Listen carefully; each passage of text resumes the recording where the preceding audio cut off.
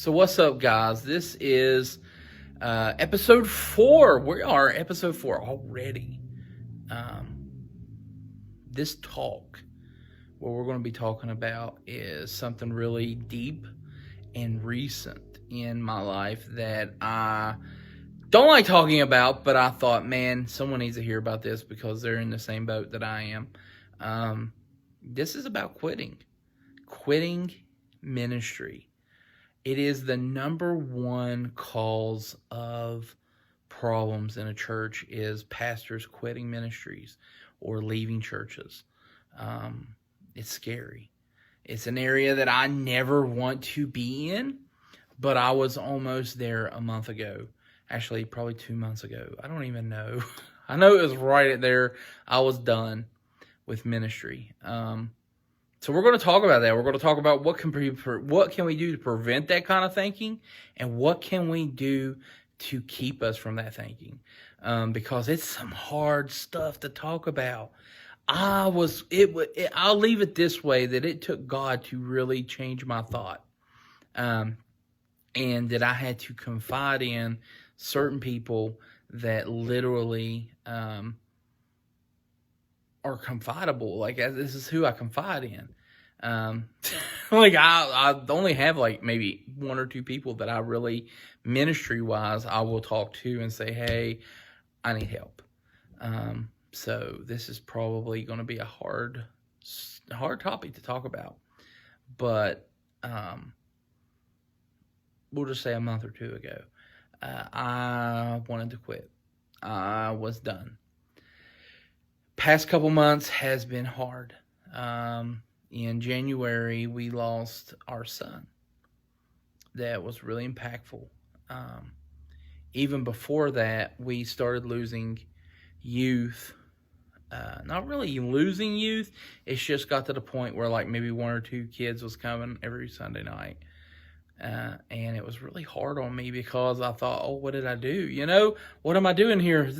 We had 7 kids here, and then all of a sudden, boom, we have 2. What happened? And a lot of it was drama. That was this kid drama, teen drama. And I kind of was like, okay, whatever. This is stupid. That's how I feel about that teen drama stuff. So, like, whenever we start back youth group, one of the big things I'm going to be talking about is teen drama. Anyways, we went on and, we lost our son, and it was really impactful. We took, I almost took a month off of youth ministry, just trying to recuperate, really. I don't know if I took a month off or not. I can't remember exactly. I think I took, a couple weeks off. And we took a week off work, and we left to Tennessee. We decided we was just getting away. It was a good getaway. It was a place where we can just cry and just get ourselves back to normal. And I'm trying not to cry talking about this, but it was really hard, and still is hard. Like, there's days that I hit, and I'm like, oh, how can I even do this? And it got into the point where it started affecting me emotionally and affecting me mentally. So I had to fix that. Like, I had to literally dive into my brain and say, hey, let's not go down this route. And which, we got through it, and ministry was going. We was planning out our summer stuff. I had literally, this is how mad I am about this, because I had literally a calendar starting in March all the way through October of just stuff that we were doing, and awesome things. Like, we were going to have campouts, we was going to have hangouts, and hangouts, what it was is we would meet up at like McDonald's, and I would buy them dinner or lunch or whatever, and we would sit and talk about Jesus. Or we would meet up at Harrington Manor and go swimming for a day. And, just different stuff that we'd be doing. And it was really fun stuff. And it was just, we called it hangouts. That's what it was. And that was separate. Maybe we would do, Sunday nights or Wednesday nights or whatever. Probably Wednesday nights is where I was going to come back to, is just have Wednesday night service. And then Sunday nights, maybe doing like a little Bible study or something. I don't know. I don't know exactly what I had. I had all kinds of stuff planned. Like this was the whole summer was planned up until our Halloween get together thing. So anyways, COVID hit, and COVID destroyed a lot of my plans. Like I'm right now trying to recuperate from COVID, the situation, quarantine. You know, what am I going to do when we start youth ministry back? You know, I already got a calendar halfway did up from July on, and it feels like it's so empty, but it's really, hopefully it's good. But anyways, COVID really messed up youth ministry this year. And with that, we've been doing lives. We've been trying to reach people through Messenger. You know, I've had Zoom. I'm paying for Zoom out of my own pocket. I mean, there's a lot of stuff that we were doing. And it got to the point where maybe one kid would watch, maybe two kids would watch, and then no kids are watching. Even to now, like no kids are watching. I don't understand it. It's like, you know, Impact Youth, you'd think, hey guys, stand and watch for 20 minutes, 30 minutes. I don't preach that long. Anyways, it was crazy. And it got to the point where my thoughts twisted. I started thinking I wasn't good enough. I started thinking maybe I should step down. Like all these thoughts were coming just after, like, I think it was like the first month that we fully was out of church and out of work and all this stuff. And I was like, oh, like I'm spending all this time trying to get all this stuff together and nobody's coming online. Nobody wants to watch. Nobody cares.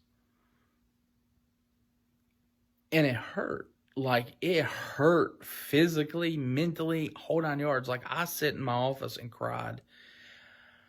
I want to say 6 days straight. And I cried and I prayed and I said, God, take this away. I don't want this feeling. I don't want to feel like I have to quit. I don't want to quit. And, you know, I love my church. I love my people. I love my youth group. You know, we can't quit. We're here. We're right here at this just a stepping stone. And I'm over here thinking I should quit. What's going on? And I was actually to the point where I was looking for churches. I'm not going to lie. I'll tell you the truth. I was actually like looking for pastorships. I was looking for youth pastorships. I was looking for everything because I felt like I was useless here. I felt like that God literally, you know, said, hey, you're done. That's how I felt. And it got to the point where even, and I hate to say it like this, it got to the point where even waving at teenagers while driving down the road and they wouldn't wave back or they wouldn't care, really stepped into my heart. Like I waved at a couple teens, goes to our church and everything, and it was just like they shrugged it off and rode off, and I said, okay. And it hurt.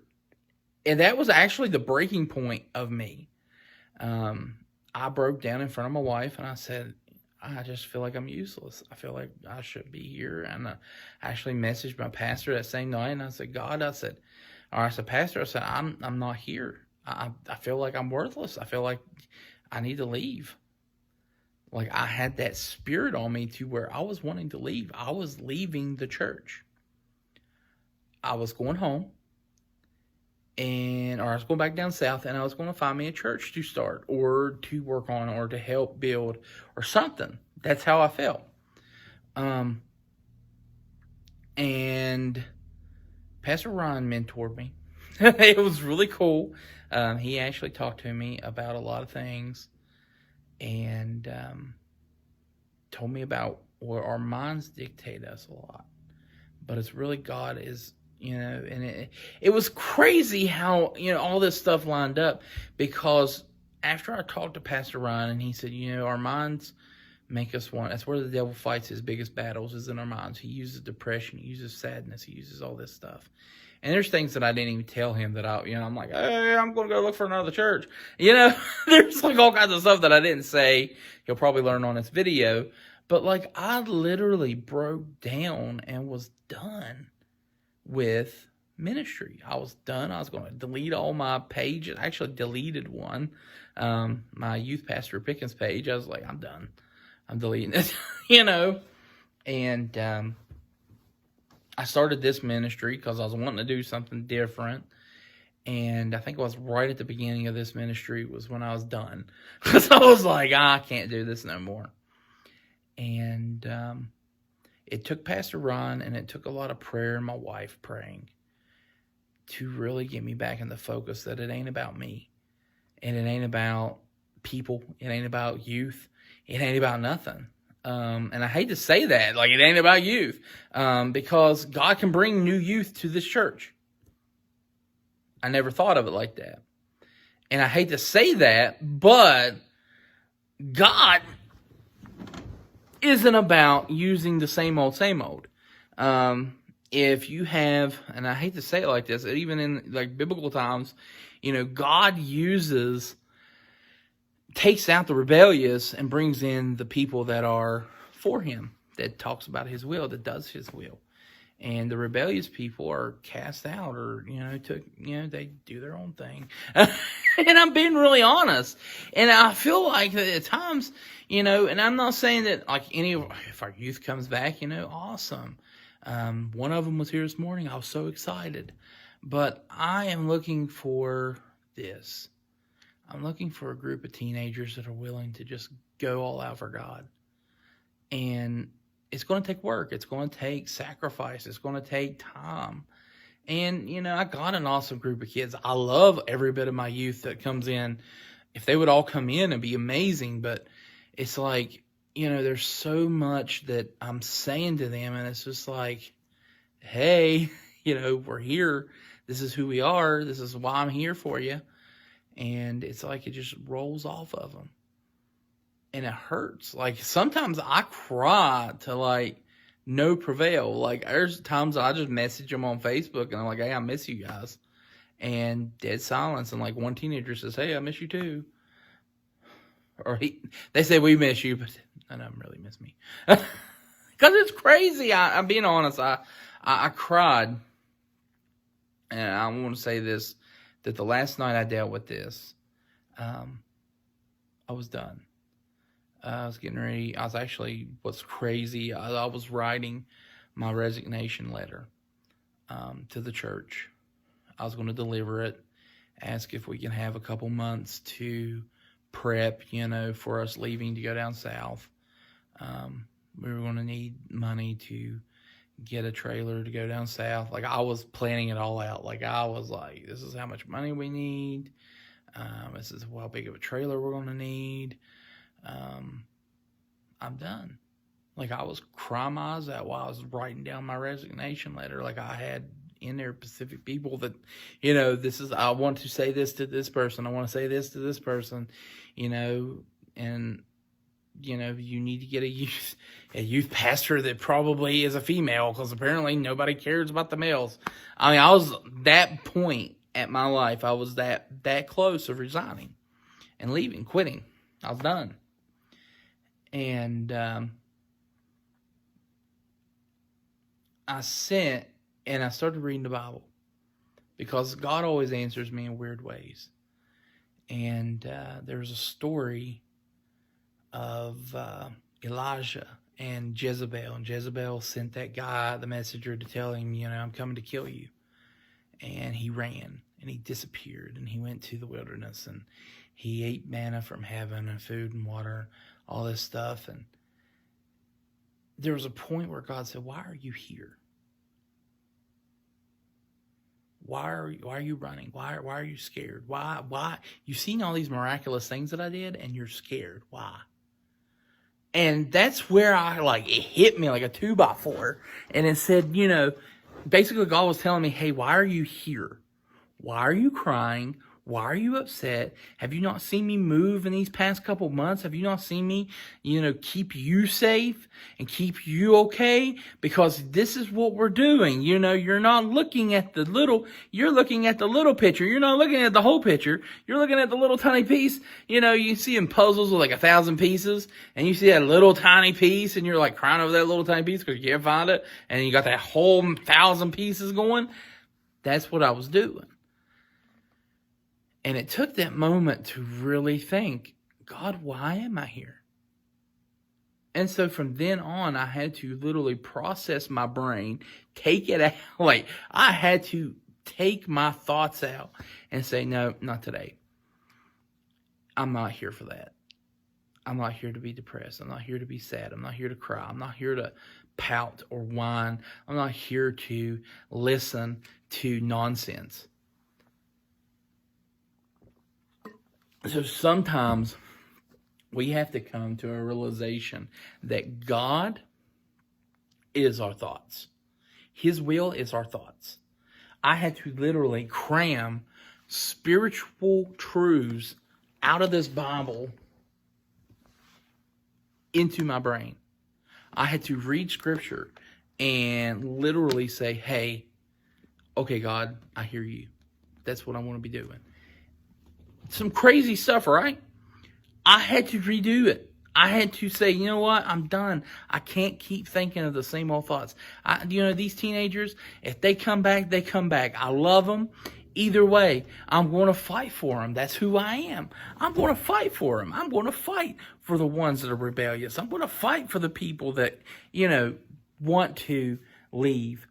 I'm going to fight for them. So God's really dealing with me in this stuff. And I got to the point where I had to literally say no to people because negativity breeds insurrection. And I really had to say that because I was kind of, when you put into people your ideas, your thoughts, people will manipulate that to make you feel like you need to quit. Which wasn't nobody's fault but my own, but I gave people the doorway and say, hey, this is what I'm planning. I don't want to be here no more. I want to come back home. And then people will add on and be like, hey, yeah, man, come on back. I feel like God's really wanting you to come back. God's wanting you to take over this church, and he's wanting you to preach the gospel to these people, and these people need you. These people love you. And I'm like, yeah. And then you come to find out, well, reality is no, and it's scary. It really is. So I've been praying about that, and I've been really seeking on that God can really open up doors here. And I feel like God is opening doors here. And I had to get back into basically what is it that we got here. So one night, and this is probably where I want to leave off, because this is kind of the thing that broke the depression, broke the sadness, broke everything. I sit here, and I walked up front, and this is kind of my pew. I sit up front. I've always been an up front center person. So I sit down, and I started praying, and it was really cold. I remember that night. It was really cold. I had just the dim lights on. I don't really use these lights that much, but I did it for the video. I used the dim lights, and I sit here and I cried and I prayed and I said, God, what is it that can reach these kids? What is it that I can do? And he says, nothing you can do, but you let me do it. You just pray about it. And then when I say go, go. I'm like, I got you, Jesus, And it was just crazy because I sit here for 2 hours one night, and I kind of left the lights on one night, and I was like, oh, I'm in trouble. But anyways, I sit here and I prayed, and I said, God, what is it that you want me to do? What is it? And I prayed, and I cried, and it was the last cry I had, because there's so many times that you cry over depression. But man, when you cry for Jesus, that is what ends all tears. He takes away all the tears. And I cried, and I said, all right, God, let's do this. And from then on, I had to set my mind on him. I couldn't set my mind on physical things. I could sit here and look and be like, guess what? There ain't nobody watching my video. But guess what? That's not what I'm here for. I'm here for people to really focus in on God. What is it that God is spreading out? What is God doing in this church? What is God doing in this ministry? You know, this youth ministry, man, I'm wanting to see God move in teenagers. I want to see a revival break out. I don't care if it is in Tucker County. I don't care if it's in Garrett County. I don't care if it's in Preston County. Heck, let it be all three. Let's get the Trinity going on. And I want to see God move in a way that, man, kids are getting saved, that we got this whole side over here covered in teenagers, and the church is going to have to build another sanctuary. That's how I feel. Actually, we would be really cool to just build a sanctuary out that way and then park everybody out back. Anyways, I'm a very visionary person. Anywho, I just feel like that's what God is wanting, and God is planning for my life and for my ministry, and I pray that it happens.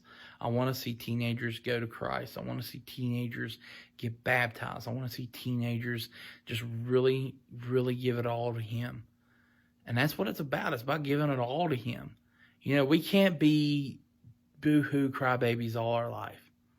And I really have to say that because there's so many people out there. It's just like, boo-hoo this, boo-hoo that. But guess what? Get God and go. And that's how I feel. And that's how what's really been working on me is like, you know what? I'm tired of being on the sidelines. I'm tired of being that depressed person. I'm tired of being here crying my eyes out because I got a group of teenagers or whatever going on, and they're fighting amongst themselves, they're dating amongst themselves, they're doing all these, you know, stupid teenager stuff. But reality is, hey, I'm not here for that. I'm here for them. I'm here for their needs. If they need me, they can cry on me. If they need me, they can call me. If they need me, I'm there. That's who I am. So that's how I want to start reaching more, as I feel like I need to really reach out and start focusing in on some stuff.